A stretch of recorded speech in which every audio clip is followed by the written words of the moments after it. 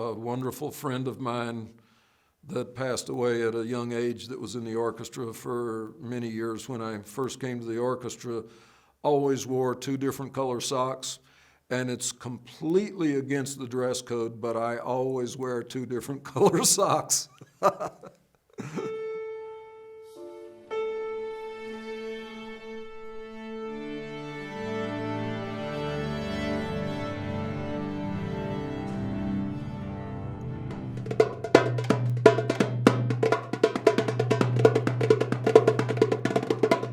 I started actually playing drums a little bit when I was 4 years old, and I guess my parents got tired of me banging on pillows or things, I'm not sure. But I just seemed to very naturally have a real natural sense of rhythm. My dad bought me this little practice pad. It's just a block of wood with a piece of rubber on it that will bounce sort of like a drum head, and a pair of sticks and a book.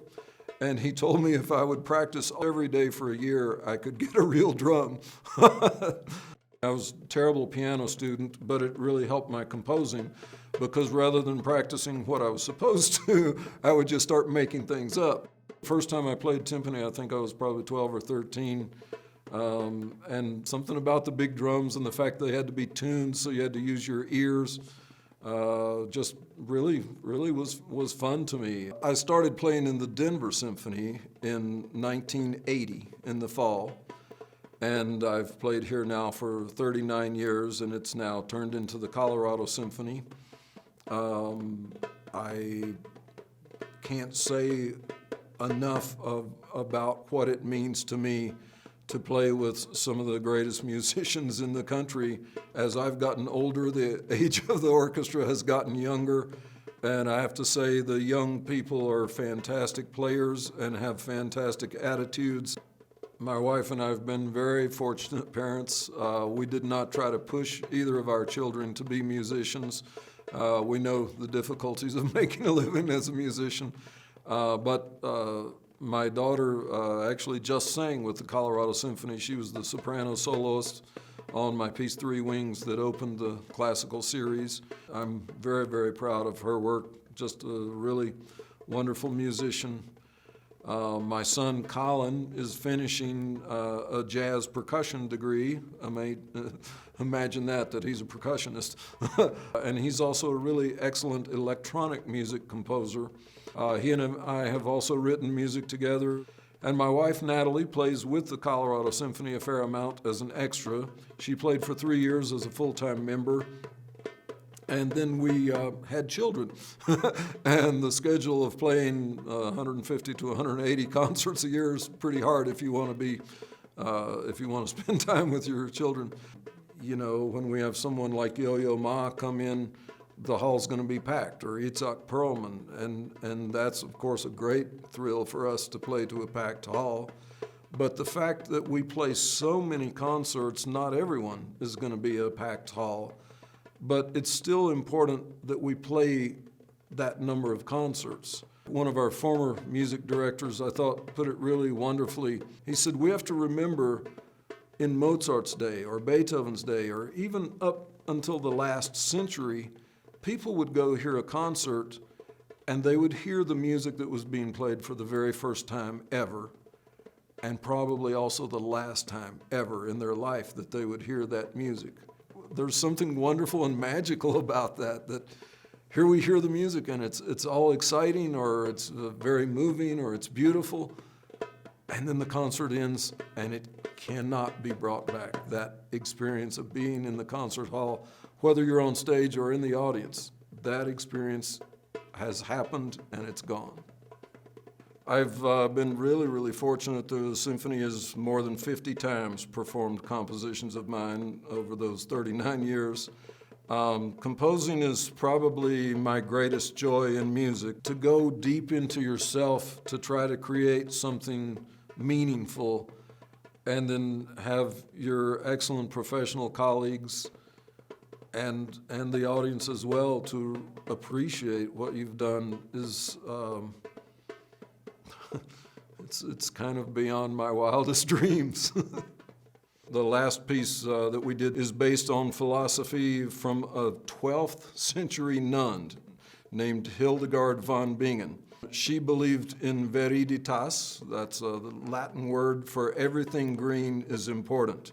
And she said every leaf and every stream and every blade of grass should be protected and should just be thought of as a gift from God. And I think that's from the 12th century, and it's so important now. The piece that I wrote actually a couple of years ago, actually 3 years ago, I guess, for the orchestra, it is based on the entire poem of The Raven by Edgar Allan Poe.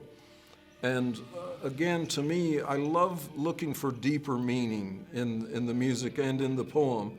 When you write something on a really dark subject, the subject of human loss, you know that you're taking a chance. You know you're putting your soul out there, and there may not be much reward at the end. And to hear a piece gradually die away and die away and die away, softer and softer, and then to hear absolute silence in the auditorium after the piece has died away, and then to hear really amazing applause that lasts and lasts and lasts. You feel like, wow, what I wrote and what we created together, all of the musicians, really was understood. I consider that a very much a gift to me and a real highlight. I teach music composition at the University of Denver Lamont School of Music, and have done that for about 20-something years, I believe now. Teaching composition is a very interesting thing because we're not trying to teach an exact skill like how do you learn to play a scale perfectly. But working with the students to try to enhance their creativity without influencing them too much with my musical ideas is really interesting and a wonderful challenge. I do talk with young musicians a fair amount through our education programs and, of course, at the University of Denver. I guess the first advice I would give them is you need to really think that this is who you are to do this. I certainly tell my composition students, if you're not a fanatic about this, you probably should not be doing this. If you want to be a professional musician, you have to be an absolute perfectionist. And you also have to remember that there's no such thing as perfection. The importance of a symphony is just like saying, what is the importance of our cultural heritage?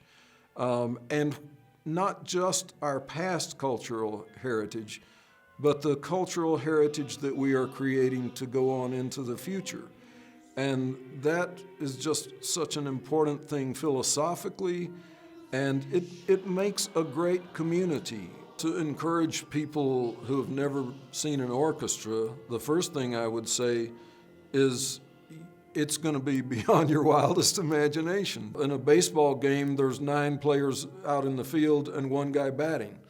And in a football game, there's 11 guys on each side of the ball.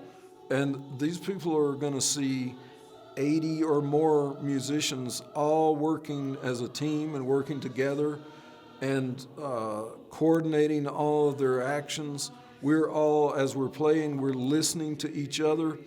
One of the skills of a professional musician is you have to be listening to everyone else you're playing with, and at the same time you have to be completely aware of what you are playing, and you have to also live in the past time zone, what we're doing right now, how it relates to what we just did, and now we have to be in the current time zone for what we have to immediately play, and we also have to be anticipating what's coming next in the music. And every person on that stage is doing all of those things at once. I personally spend about 70 hours a week doing music, whether I'm composing or teaching or performing or rehearsing. A lot of that's just practicing on my own. And I think most of the musicians put in long hours like that. I know our staff, most of the people don't work a 40-hour work week. They work way, way beyond the hours that they're actually paid for. And that's what it takes to have a great symphony orchestra. It takes musicians and staff and stage crew and a community that are all very dedicated and believe that this is an important thing in the community and needs to be supported. It's hard for me to even imagine, looking back, I'm now 64 years old, and to just think that I've gotten to spend my whole life making music, and much of it making music with my wife and my 2 children. I'm going to share some ethnic instruments that are not used so much in the orchestra today with you. And the first one is this drum, this beautiful drum right here. It's called a doumbek. It's a Middle Eastern drum, and it makes a very cool variety of sounds from very high and low. And I'll play just a few seconds on that to show you some of its sounds.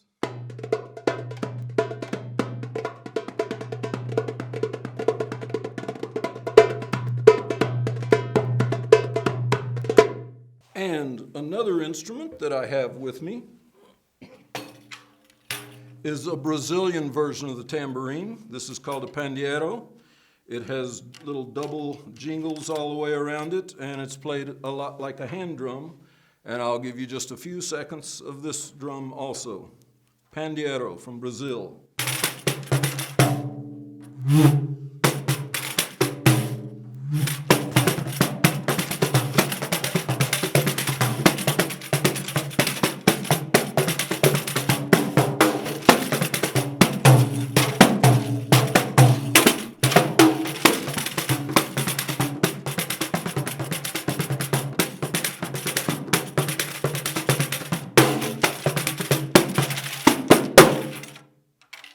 And this is called a bowrun, and it's used in traditional Irish music. It's played with one stick called a tipper, and the head is manipulated with the left hand to produce different sounds like this.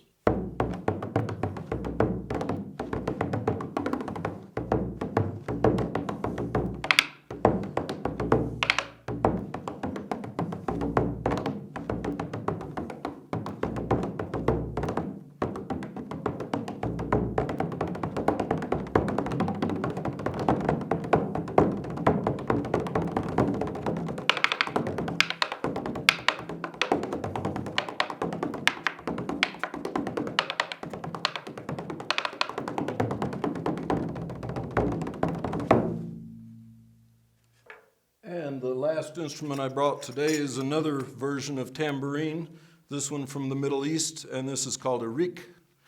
And it's played like this. Again, quite a variety of sounds on such a small little instrument.